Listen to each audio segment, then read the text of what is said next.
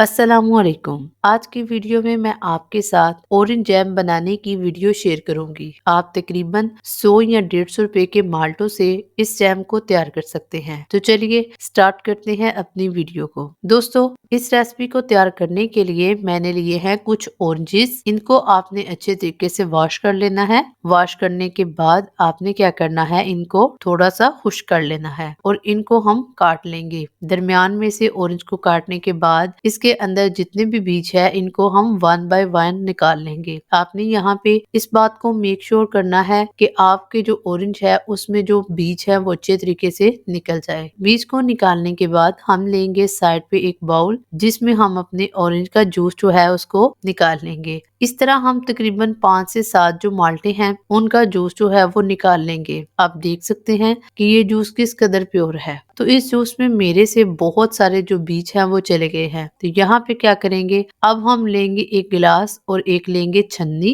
छन्नी की मदद से मैं अपना जो जूस है उसको क्या कर लूंगी, छान लूंगी और जो तमाम बीज रह गए थे मेरे जूस के अंदर उसको निकाल लूंगी। बीजों को निकालने के बाद मैं क्या करूंगी, मैंने ली है एक कढ़ाई। इस कढ़ाई में मैंने अपने ऑरेंज जूस को डाला है। ठीक है जी, मेरे पास 1 गिलास के करीब ऑरेंज जूस था, तो मैंने इसमें आधा गिलास जो है वो पानी का इस्तेमाल किया है। हमने हल्की आंच पे इस ऑरेंज जैम को तैयार करना है। पहले हम इस जूस को 2 बॉयल आने देंगे। जो ही इस जूस को 2 बॉयल आ जाए तो इसमें क्या करेंगे, हम डालेंगे चीनी। आपने यहाँ पे इस बात को मद्देनजर रखना है कि आपने जितना ऑरेंज जूस लिया है उससे हाफ जो है वो चीनी इस्तेमाल करनी है। मैंने एक बड़ा गिलास जो है वो ऑरेंज जूस का लिया था, तो मैंने उसका जो हाफ है वो चीनी का इस्तेमाल किया है। चीनी को डालने के बाद हमने क्या करना है, हमने बराबर चम्मच को हिलाते जाना है ताकि हमारी जो जैम है वो पेंदे पे ना लगे। ठीक है जी। साथ ही साथ हम क्या करेंगे, हम इसमें डालेंगे एक लेमन। अगर आपके पास लेमन नहीं है तो आप इसमें 1 चम्मच जो है वो सिरका डाल दें।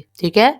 सिरके से क्या होता है, सिरके से आपका जो जैम है वो काफी अरसे तक महफूज रहेगा। तो मैंने भी यहाँ पे सिरके का इस्तेमाल किया है। आप पूरी वीडियो में देख सकते हैं कि मैंने किसी भी किस्म का फूड कलर या किसी भी किस्म का केमिकल इस्तेमाल नहीं किया। आप चाहें तो इसमें फूड कलर ऐड कर सकते हैं। तो दोस्तों, ये थी हमारी ऑरेंज जैम। जो ही हमारी ऑरेंज जैम जो है वो ठंडी हो जाए तो हम क्या करेंगे, हम इसको किसी भी शीशे के जार में डाल देंगे। आपका जो शीशे का जार है इसमें पानी नहीं होना चाहिए, ये बिल्कुल मुकम्मल तौर पर खुश्क होना चाहिए। अब क्या करेंगे, हम चम्मच की मदद से जितनी भी हमारी जैम है इसको हम शीशे के जार में ट्रांसफर कर देंगे। तो आप देख सकते हैं कि मेरी जैम जो है वो बहुत ही अच्छी तैयार हुई है। इसकी विस्कोसिटी भी बहुत अच्छी है। अब मैं अपनी जैम को आपको एक केक पर लगा के दिखाऊंगी। आप देख सकते हैं कि जैम जो है बिल्कुल बाजार वाली तैयार हुई है, जिस तरह की हम मार्केटों से खरीदते हैं। ये जैम जो है ये उस जैम से बेहद मुफीद है। इसमें मैंने किसी भी किस्म का केमिकल जो है वो इस्तेमाल नहीं किया। तो दोस्तों, आप भी अपने बच्चों को ये जैम बना के जरूर दीजिएगा